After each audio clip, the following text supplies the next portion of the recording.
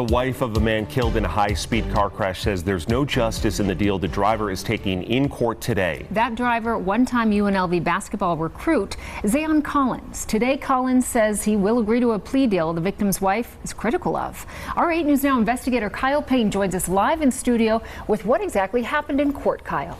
Kirsten, Zaon Collins was looking at several years in prison on the 2 charges related to that crash that happened back in December 2020. Those were DUI, death, and reckless driving. This was the scene in court today. Court documents say Collins, who was 19 at the time, was doing almost 90 in a 35-mile-an-hour zone when he crashed his car. That wreck killed a 52-year-old man, Eric Echevarria, who worked at a Clark County middle school. Here's the scene in a justice course today as Collins, at the time, tested just over the legal limit for pot at the time of the crash. It took quite some time for the state Supreme Court to throw out Collins' challenge of those test results. And today it looks like his charges are being boiled down to probation on the felony reckless driving and 90 days for misdemeanor vehicular manslaughter. Mr. Collins, do you understand those negotiations? Have you discussed these negotiations with your attorney? Yes. Do you want to accept those negotiations?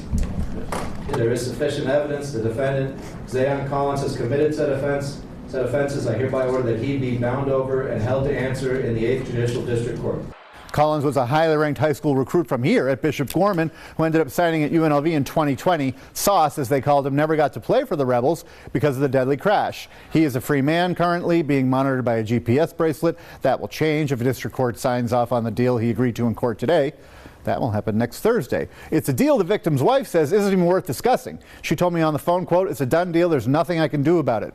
She said there's nothing to talk about. Brian.